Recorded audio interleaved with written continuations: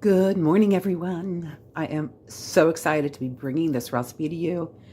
This is gluten-free, low-carb, high-protein, I'm pretty sure, because they're loaded with seeds, but just filled with nutrition, crackers. They are the easiest cracker recipe I have ever attempted, and that's my oven, letting me know it's up to temp.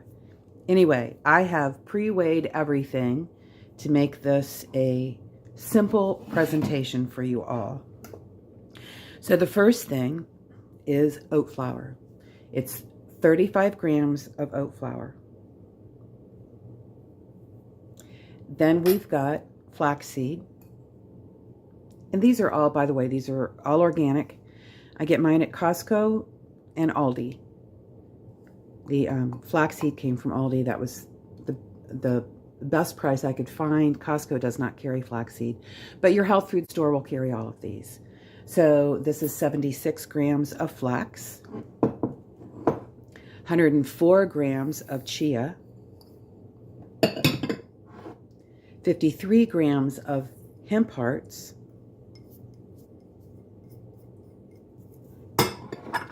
and 52 grams of pumpkin seed. Now, normally I give measurements as well, like a third cup of this. I'm not doing that on this recipe because there's just some measurements that would be too complicated. So get a scale. There's a link to the one I use. Well, actually, the one I use is from Walmart, but and you can get it. It's their brand digital scale. It was like $12.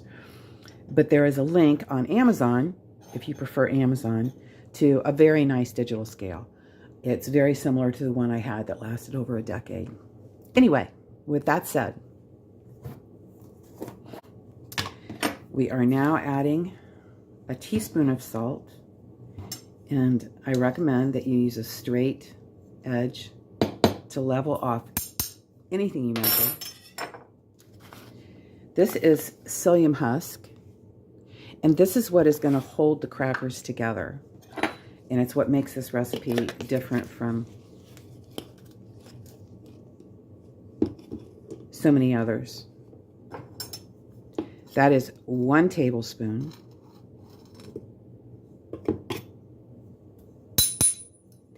And don't make the mistake I made last time. I didn't stir it really well, and all the salt was concentrated on one end of the crackers.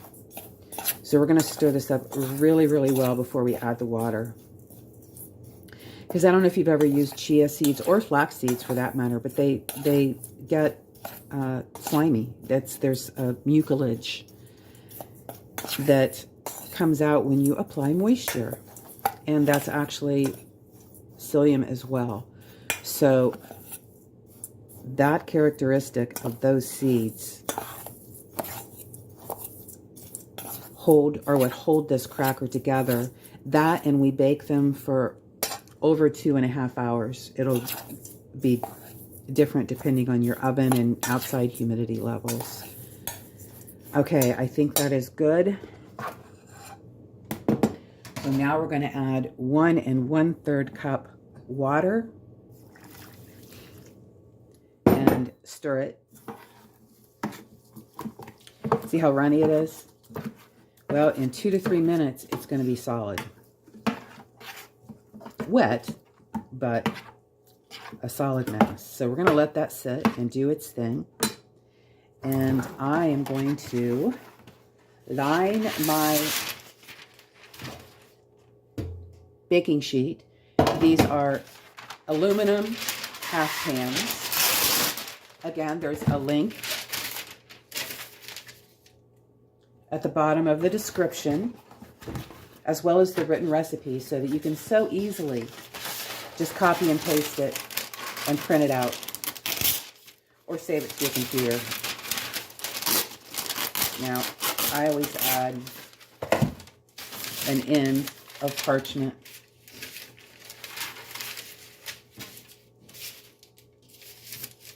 to my tray.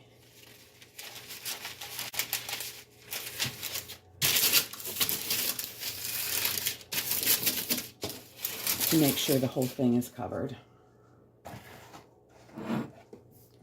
All right, see, look.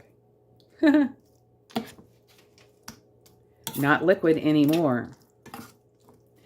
So I have added seasonings to these. You can do pumpkin spice seasonings. You can do a ranch style seasoning, which is mainly dill and onion and garlic.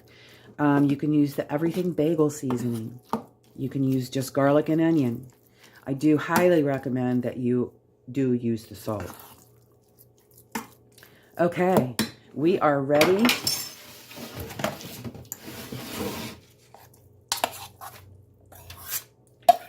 to spread it out. And because I'm spreading this on a baking sheet, I can't get a rolling pin in, or mine. I have a French rolling pin. So we're just going to kind of spread it out. And then we're going to put some parchment on top and use our hands to make sure it's evenly spread and of even thickness. And again, we're not looking for perfection here.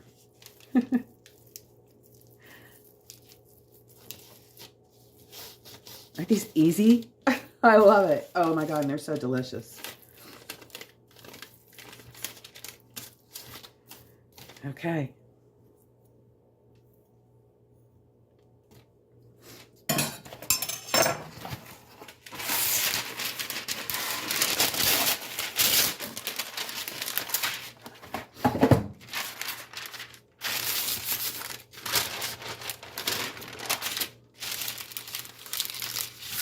Sometimes it's like there was a lot in that end, so I just kind of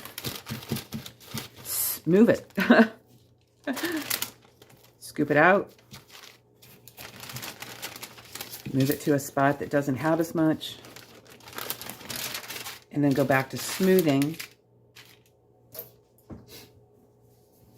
with the parchment paper, because it is sticky. I wouldn't recommend using a rolling pin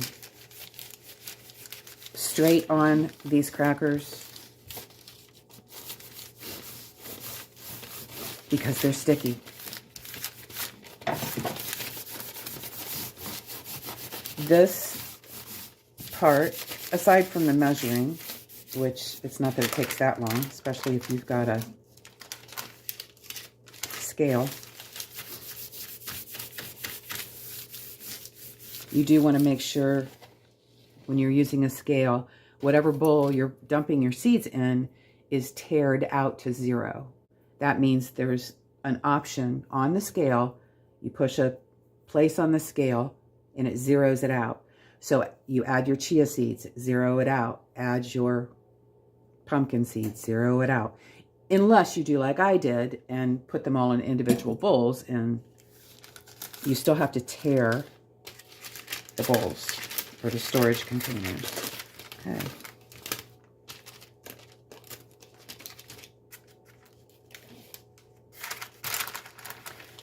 And this is continuing to thicken up as it sits here, but it's fine because it's on a tray.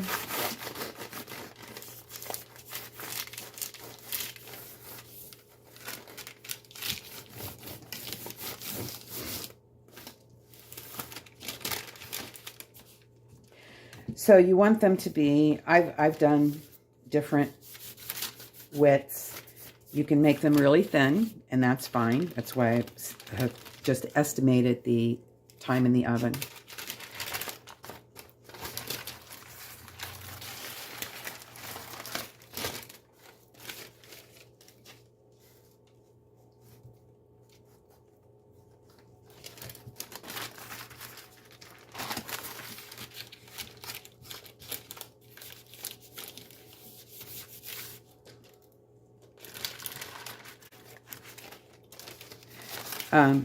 I prefer them to be about a little under a 1/4 inch thick. And again, It's an estimate. It is a visual. If you're a perfectionist, I recommend you letting go of that. You'll be much happier. I had a lot of that stuff in me, and it was not serving me by any means. Okay, this is it. We are putting them in a 275-degree oven for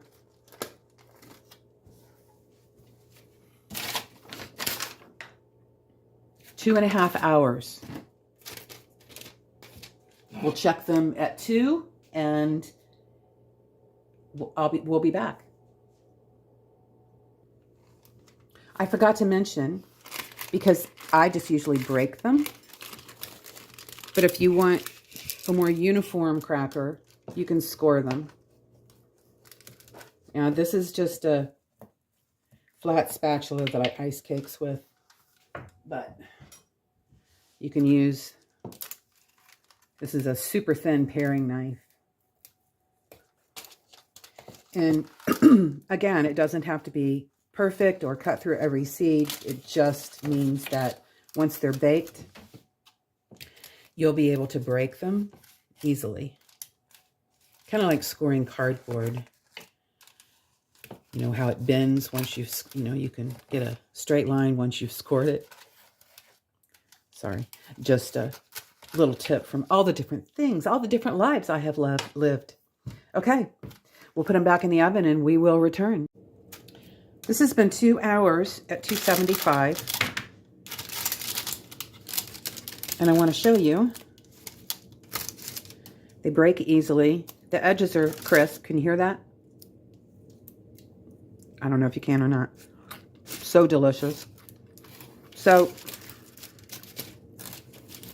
I want to check in the middle, and I can tell that these are going to need to go in, back in.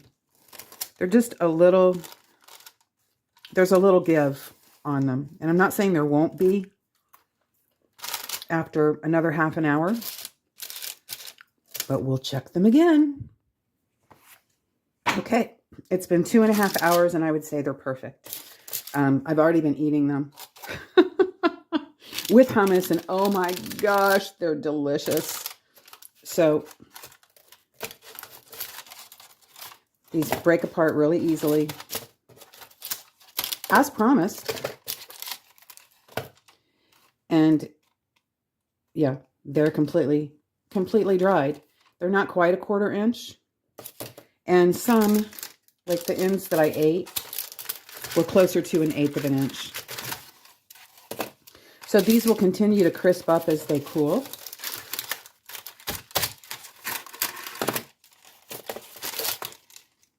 These are a little thicker, so they're a little softer, but still good. I could put them in for another 15 minutes or so, but I'm ready to get on with my day, and you get the point. So check as you bake them until you know how this recipe works or how your oven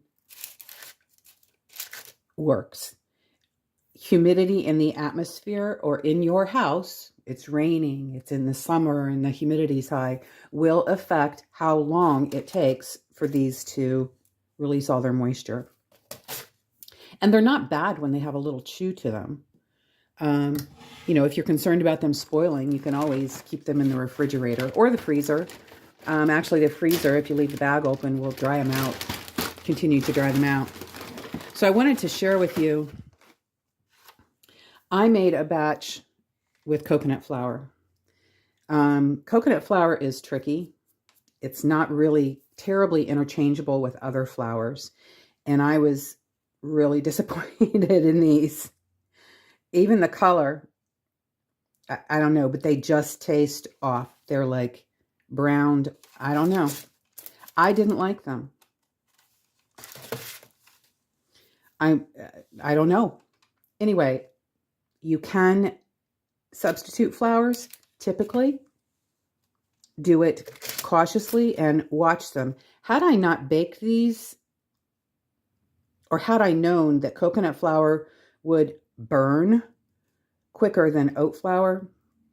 I didn't change the temperature or anything, but I threw out half of these already because they were even darker than this. And these are going to go in the trash now that I have a new batch. So, happy cracker making, everyone. And please share with me whether or not you make the recipe, your results, if you like them, and what you choose to go with them. So like I said, they're delicious with hummus, cheese, trying to think what all I've eaten them with. Dip. My onion dip actually is super good, and this is much better than a potato chip. So I'll make sure the hummus and the onion dip recipes get linked in the description. The recipe is always in the description for you to easily copy and paste onto a document so you can print it out. And I'm also linking my video on my recipe system because I've been in the food business since I was 20. So over 40 years, almost 50 years. And it is by far the best system I have ever used. All right. Have an amazing day. And like I said, enjoy, be happy, spread love. Bye.